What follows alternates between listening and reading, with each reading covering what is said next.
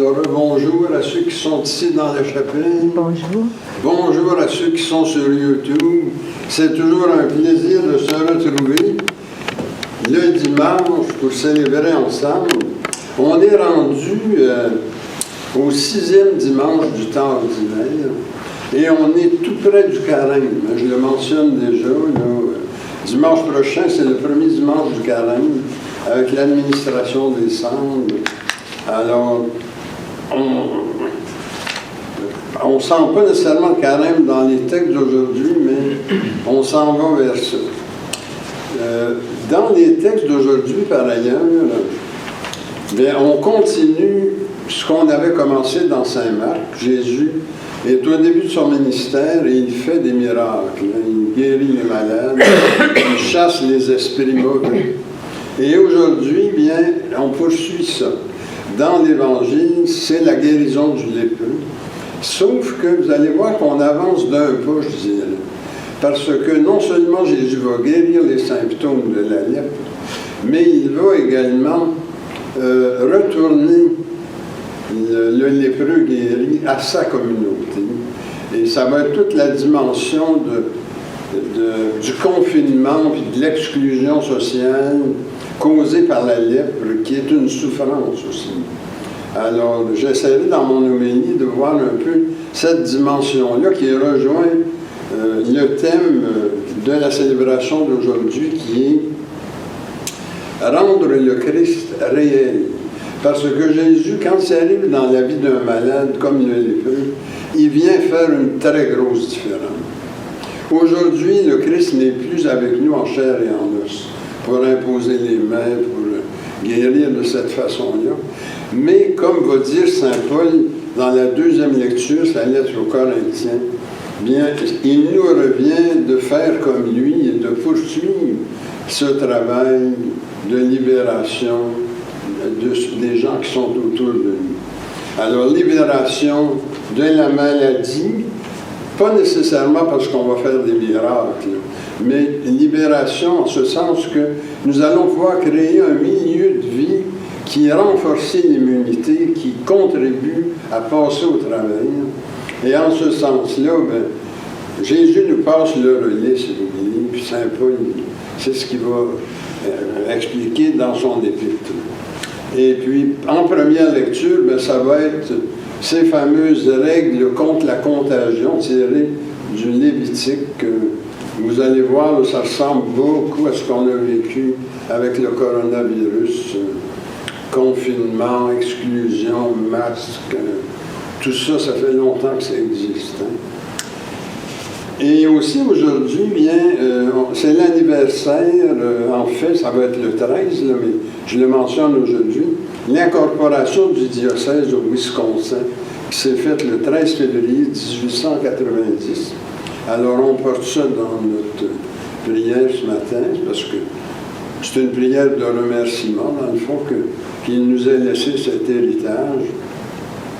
Et je vais offrir la messe de ce matin pour un prêtre de l'Église catholique chrétienne, dont j'ai appris le décès récemment, mais que j'ai connu à Berne, et puis qui était très, très bon prêtre, avec sa femme Hélène. On les appelait le couple sacerdotal. Ils ont tout fait ensemble. Et d'ailleurs, il est mort quelques mois après elle. Alors, je pense que ça n'a pas été facile pour lui de perdre sa partenaire. Alors, il était déjà à la retraite, par contre, et il était aussi vicaire épiscopal de l'Église catholique chrétienne de la Suisse, Jean-Claude Mocquet. Alors, il avait 73 ans. Et aussi, bien là, c'est pas un mort, mais je vous invite aussi à porter dans la prière Robert Cronier, dont c'était l'anniversaire hier. Robert, vous le connaissez. On va prier pour que le Seigneur soit présent à lui, qu'il soit réel à lui, pour qu'au jour le jour, sa vie soit agréable. Parce que Robert, hein, il y a quand même certaines difficultés au niveau santé. Que le Christ soit réel dans sa vie, et puis que ça soit de mieux en mieux dans ce qui est possible d'être fait pour sa condition. Alors, bonne célébration à tous. Merci. Notre commission ce matin, c'est le numéro 9 à page 60, verset 1, 13 à 16.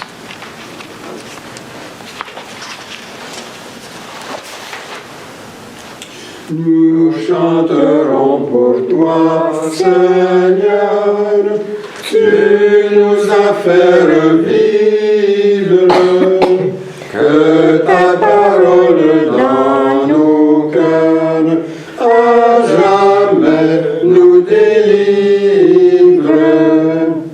Ta sainte vigne, Jésus-Christ, sur les coteaux du monde, tu la feras porter du fruit en récolte féconde.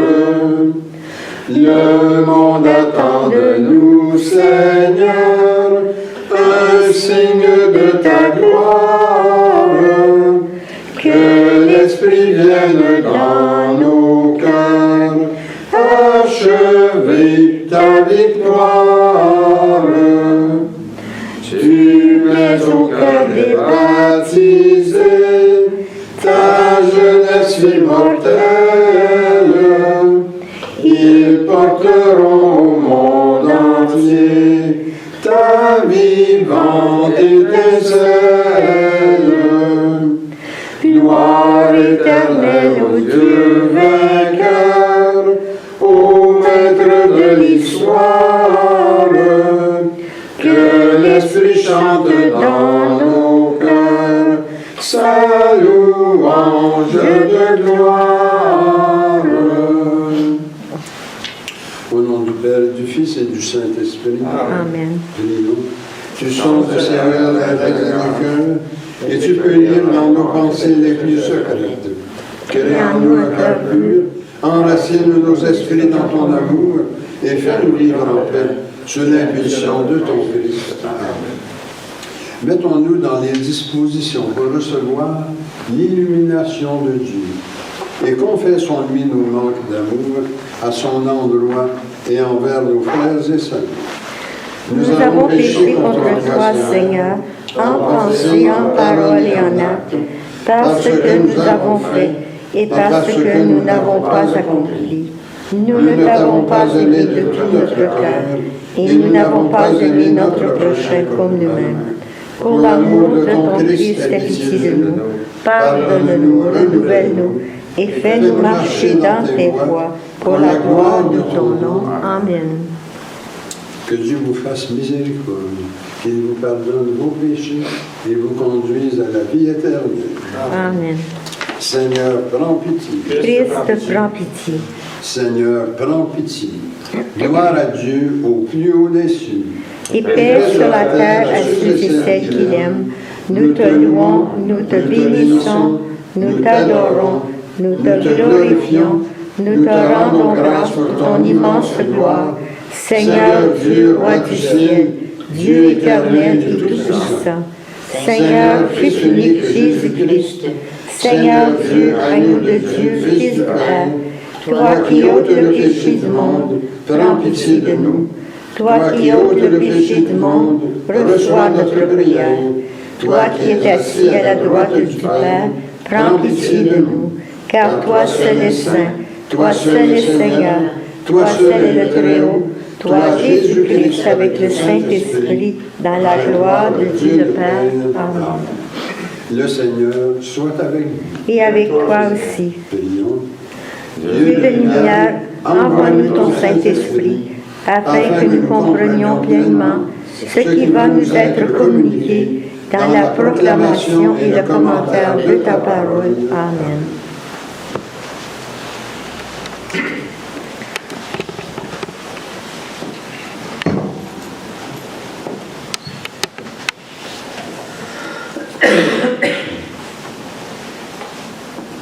Lecture du livre des Lévites.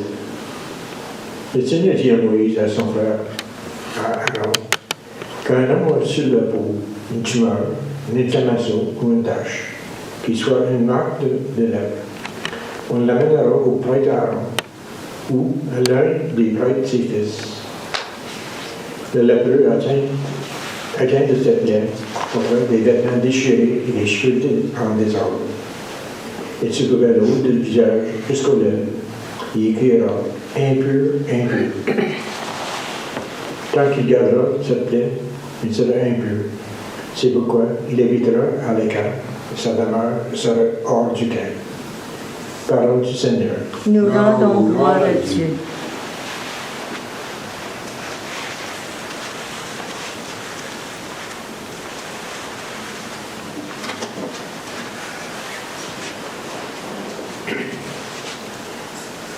C'est bien répété après moi.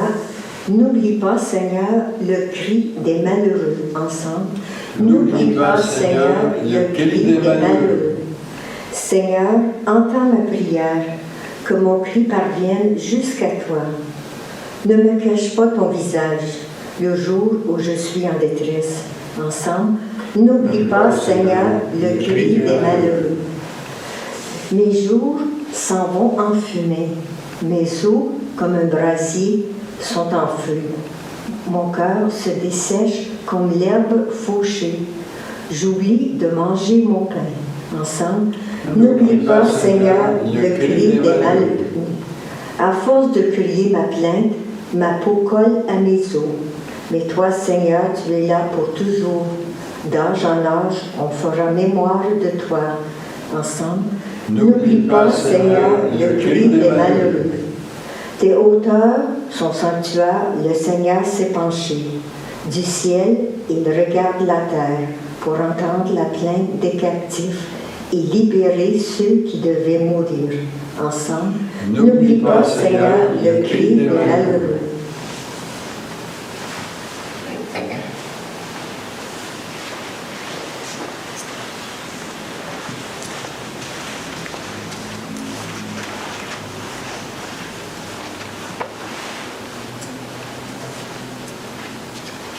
Lecture de la première lettre de Saint Paul apôtre aux Corinthiens.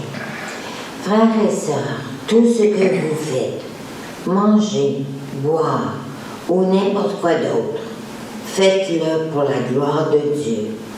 Ne soyez un obstacle pour personne, ni pour les Juifs, ni pour les païens, ni pour l'Église de Dieu.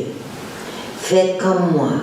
En toutes circonstances, je tâche de m'adapter à tout le monde. Je ne cherche pas mon intérêt personnel, mais celui de la multitude des hommes, pour qu'ils soient sauvés.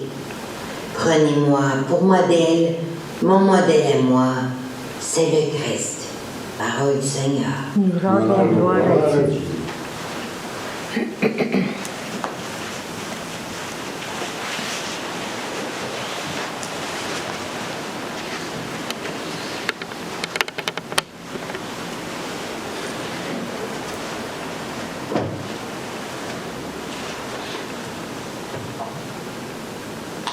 Alléluia, Alléluia, Alléluia.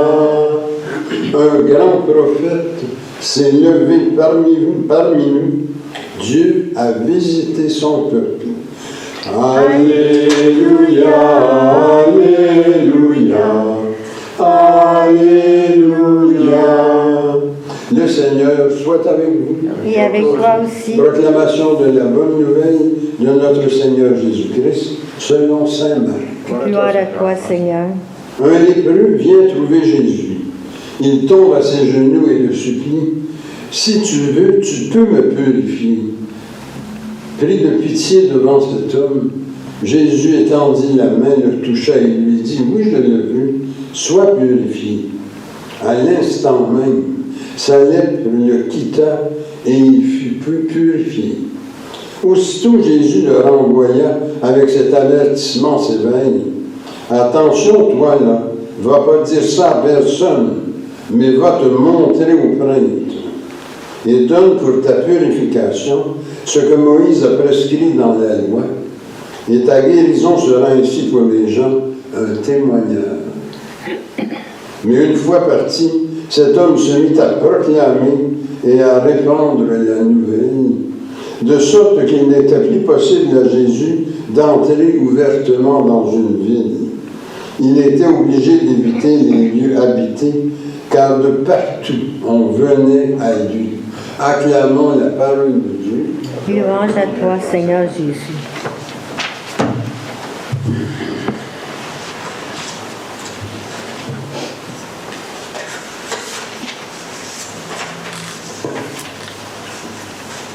Alors, comme j'ai dit au début de la messe, on est toujours là avec Saint Marc à accompagner Jésus dans ses guérisons et dans ses libérations des mauvais esprits. Alors aujourd'hui, c'est un lépreux qui libère de sa lèpre. Alors il le libère naturellement des symptômes de la lèpre, les tumeurs et tout ce qui est vraiment tout ce qui fait souffrir dans cette maladie-là. Mais il le libère aussi des règles sanitaires qui lui sont imposées. Alors, ça, on lit ça en première lecture dans le Lévitique, le chapitre 13, les versets 1 à 2. Alors, il y a du confinement, parce qu'il faut qu'il vive en dehors du camp, dans une léprosie. Son visage est couvert, et puis il faut qu'il reste loin du monde. Alors, il y a une distanciation sociale. La manière de l'exercer, c'est qu'on l'obligeait à dire, dès qu'il voyait du monde, je suis impur, en voulant dire, éloignez-vous de moi pour ne pas attraper ça. C'était ça l'idée. Alors, ce que ça faisait, c'est que ces pauvres gens souffraient quasiment autant de leur exclusion que de la maladie elle-même. En fait, à cause de l'exclusion, il n'aurait jamais dû se trouver sur le chemin de Jésus. Parce qu'en faisant ça, il transgressait des prescriptions importantes. Mais Jésus prend pitié de lui. Il le guérit et le renvoie à sa communauté. Et c'est ça que je trouve intéressant ici, là, dans le développement de sa mission de guérison. Non seulement libère-t-il des symptômes physiques, mais il le libère de cette souffrance psychosociale, si vous voulez. Il le fait d'être mis à part. Alors ça, c'est dans Marc, le chapitre 1, les versets 43-44. Quand il dit « Va te montrer au prêtre », c'est une façon de travailler justement à sa réinsertion sociale, parce qu'un coup que le prêtre a constaté qu'il est guéri, bien, il le laisse de nouveau rentrer dans le camp. Maintenant, j'imagine que ça vous a rappelé quelques souvenirs, ces règles qu'on trouve dans le Lévitique pour faire face à la contagion. Parce que ça a beaucoup de similitudes avec la pandémie qu'on a vécue il n'y a pas longtemps. Alors, comme le coronavirus, la lèpre est une maladie contagieuse, bien pire naturellement, mais il y a aussi cette notion de contagion, et c'est pour ça qu'il y a des règles sanitaires qui ressemblent beaucoup à celles qu'on nous a forcés à observer dans la société ici. Maintenant, quand Jésus est en chair et en os, on le voit toucher le malade, on le voit agir pour faire la libération. Aujourd'hui, il n'est plus là, Jésus en chair et en os, pour nous guérir de nos maladies, de nos souffrances. Mais il peut continuer son œuvre à travers nous, dans le Saint-Esprit. Et c'est pour ça que c'est important de rester connecté à lui et de rester connecté aux autres. Parce que ce qui est intéressant aussi dans le développement de tout ça, c'est que nous pouvons continuer, nous, l'œuvre du Christ en tant que ses disciples. Mais ce que l'Écriture sainte nous révèle aussi aujourd'hui, c'est comment est-ce qu'on peut créer un lieu qui renforce le système immunitaire qui donne de l'accompagnement pour passer au travers quand on est malade. C'est bien important, parce qu'on l'a vu dans les enquêtes qui ont été faites au Québec, là, à cause de toutes ces personnes âgées qui sont mortes pendant le confinement. Bien, elles souffraient beaucoup d'isolement, parce que les familles ne pouvaient même pas rentrer pour prendre soin d'eux. Alors, le fait d'être coupé comme ça pour les personnes âgées, de leur famille, de leurs enfants, de leurs petits-enfants, on les voyait des fois à la télé, dans la vitre, là, ça leur arrachait le cœur. Parce que l'être humain, il n'est pas fait pour vivre isolé. C'est comme on dit dans une chanson, « No one is an island ». Alors, chaque dimanche, nous aussi, on se réunit, puis on a toujours plaisir à se voir. C'est pour ça qu'on se réunit pour célébrer le Seigneur, tout ça, communier au Christ Sauveur, mais on se réunit aussi pour se donner des nouvelles, pour exprimer de la joie de se voir. Et ça aussi, c'est bon. Ça aussi, ça fait partie de l'expérience de la communauté chrétienne. Et on le souligne d'ailleurs dans notre messe, avant de donner la communion, le célébrant dit les paroles que vous allez reconnaître, nous formons un seul corps, et la communauté répond, car nous avons tous part au même pain. Et c'est intéressant de mentionner que cette phrase-là est tirée de Saint Paul aux Corinthiens, le même texte qu'on a ce matin, mais les versets juste avant. C'est 1 Corinthiens 10, 16 et 17, cette phrase-là qui est placée comme telle dans la messe catholique chrétienne. Alors, ce pain auquel nous participons pour former un corps, c'est le Christ que nous sommes appelés à rendre présent quand on quitte la chapelle. Le rendre présent dans nos familles, le rendre présent parmi notre famille immédiate, notre famille élargie, nos amis. Et puis, dans ce but-là, Saint Paul nous invite, dans la deuxième lecture, à faire comme le Christ, à s'adapter à tout le monde, pour les gagner tous et toutes.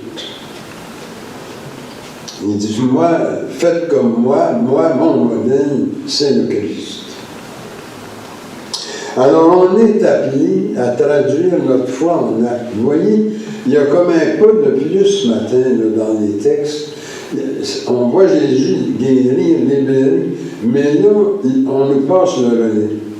Nous sommes appelés à la suite du Christ, alors qu'il n'est plus là en chair et en os, à le traduire en acte.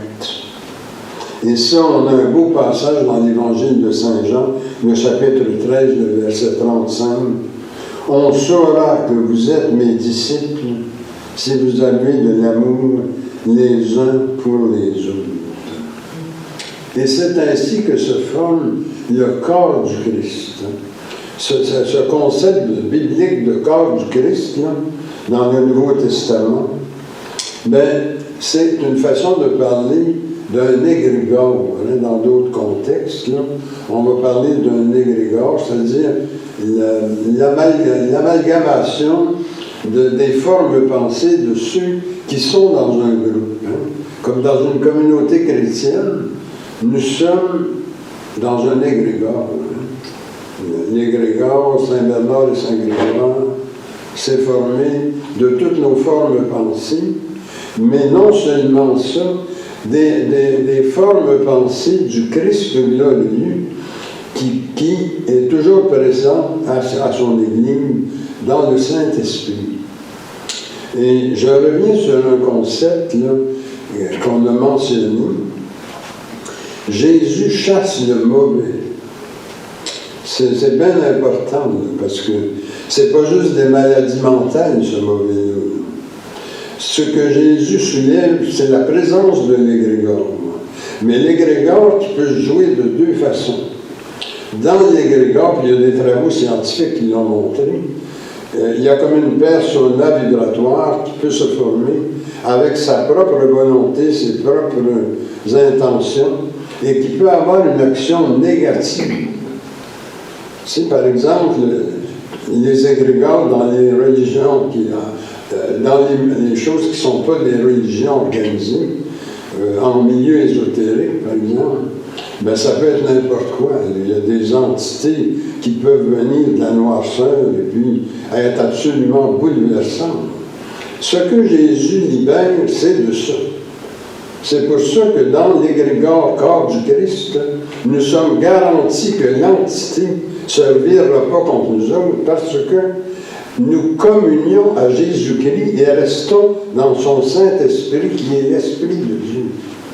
Alors nous, notre égrégore ne peut pas travailler contre nous. Et Saint Paul également, c'est dans ce sens-là qu'il dit, il faut rester branché sur le Christ, le prendre pour modèle et l'avoir finalement comme seule finalité, parce que même quand on essaie de guérir, qu'on essaie de ramener de la paix, de l'harmonie en quelque part, c'est pas nous qui le faisons. Nous sommes des véhicules, hein, puis il faut toujours être conscient de ça. On est des véhicules qui permettent à l'Esprit du Christ de ressusciter, à l'Esprit du Christ le Sauveur, de venir réparer tout ça, puis ramener ça dans la paix profonde, hein, qui est la véritable paix, qui vient de l'être suprême, qui vient de Dieu. Alors, les formes pensées du corps du Christ, il faut absolument qu'elles soient coordonnées par le Christ dans l'Esprit Saint, pour nous garantir de vraiment être gardés dans la bonne énergie, dans la bonne forme.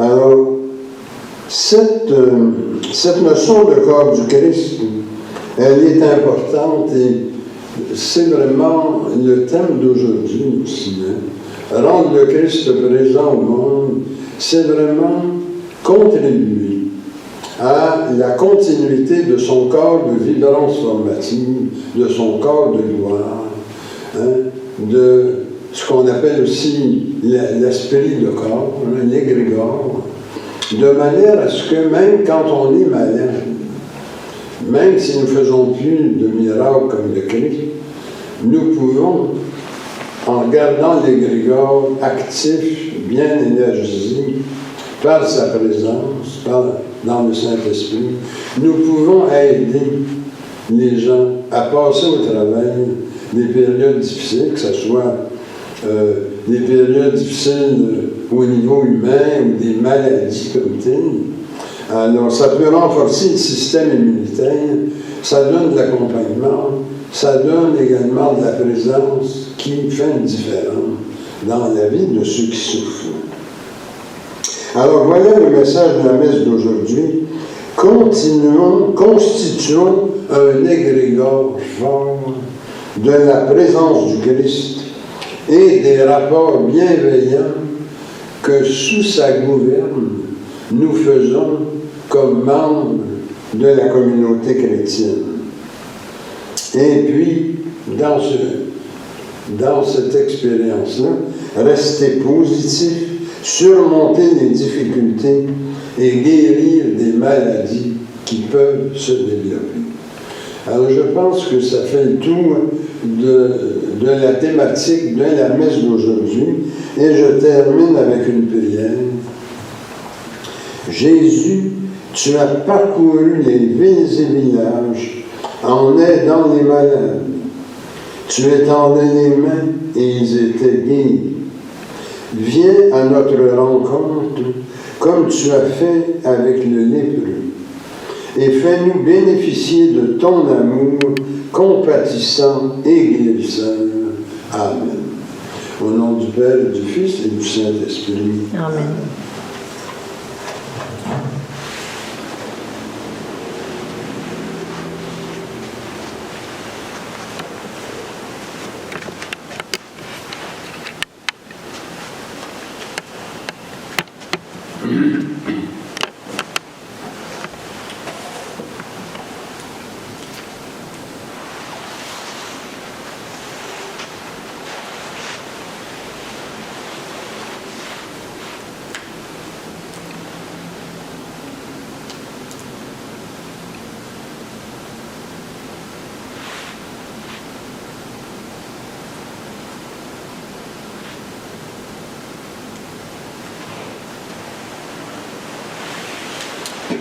Alors, nous allons faire notre profession de foi avec la deuxième formule en bas de la page 4.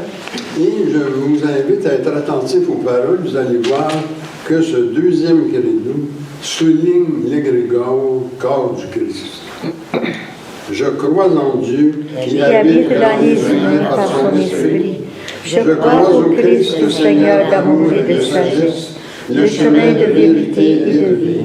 Je crois au bien qui existe dans le monde, malgré les difficultés et les souffrances, et je veux en témoigner pour que mes frères et sœurs connaissent le bien-être et la paix. Amen. Le Christ est représent de tendresse et de miséricorde de Dieu. Demandons que cette impulsion rejoigne le besoin et préoccupation que nous avons pour nous-mêmes, pour notre milieu de vie, de travail, ici pour notre pays, pour le monde. Nous pour nos malades et ceux qui reçoivent notre aide. Bertrand Dion, Paulette Asselin, Jean-Robert Fournier, Guy Dion, Brigitte Dion et famille, Aurélie Dion, Anne Gauthier, Roland Barre, André Cartier, Maurice Chandon, Michel Laviolette, Natacha Dion et George Lapchuk. Puis que notre Église continue à grandir au sein de la communauté. Et aussi que Dieu prend sur sa protection les âmes de tous ceux et celles qui ont passé par les portes de ce complexe. Surtout aujourd'hui, celle d'Hélène Chouvainville. Et ajoutons nos intentions personnelles. Seigneur, écoute-nous. Seigneur, exauce-nous.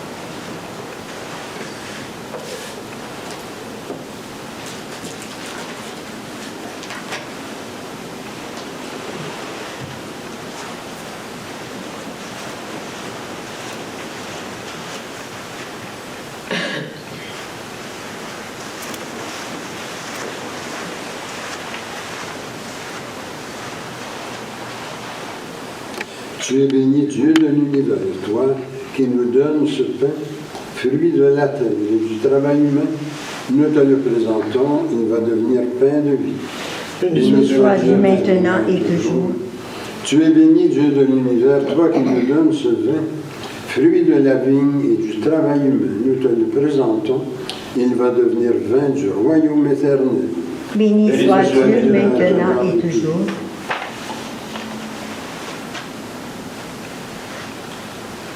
Je me lave les mains en innocence et me tiens auprès de ton autel, Seigneur, pour proclamer tes louanges.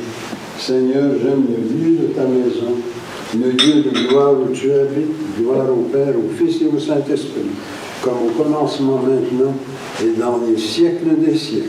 Amen. Et maintenant, prions que notre offrande soit agréable à Dieu. Reçois, Seigneur, cette offrande, à la louange et à la gloire de ton nom, et sanctifie nos vies pour ton service. Amen. Le Seigneur soit avec vous. Et avec toi aussi. Élevons nos cœurs. Nous les élevons vers le Seigneur. Rendons grâce au Seigneur, notre Dieu. Cela est juste et bon.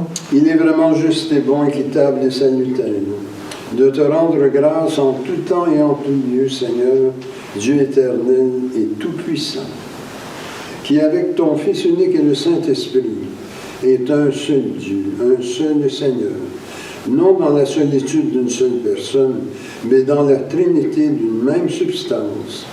Car ce que tu nous as révélé de ta gloire, nous le croyons aussi sans aucune différence de ton Fils et du Saint-Esprit.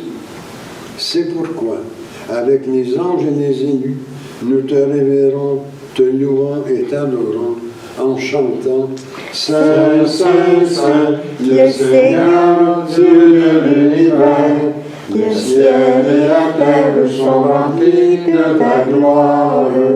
Hosanna au plus haut des cieux. Béni soit celui qui vient au nom du Seigneur. Hosanna au plus haut des cieux. » Il est vraiment saint, vraiment béni, ton Christ, Jésus, notre Seigneur. Dans ta miséricorde, tu nous as donné par lui la rédemption éternelle. Accorde-nous de participer abondamment à la bénédiction de son sacrifice. Nous t'en prions, Seigneur, envoie ton Saint-Esprit, le dispensateur de toute vie et de toute sanctification, afin que cette oblation terrestre devienne une offrande céleste, glorieuse et vivifiante. Que ce pain seul devienne la communion au corps et au sang du Christ. La veille de sa passion, Jésus prononça la bénédiction, rompit le pain et le donna à ses disciples en disant « Prenez et mangez, ceci est mon corps livré pour vous. Vous ferez cela en mémoire de moi. » De même, à la fin du repas, prenant le calice, il le bénit et le donna à ses disciples en disant « Prenez et buvez, ceci est la nouvelle alliance en mon sang versé pour vous et pour la multitude en rémission des péchés. Vous ferez cela en mémoire de moi. » Il est grand le mystère de la foi. Nous proclamons ta mort, Seigneur Jésus.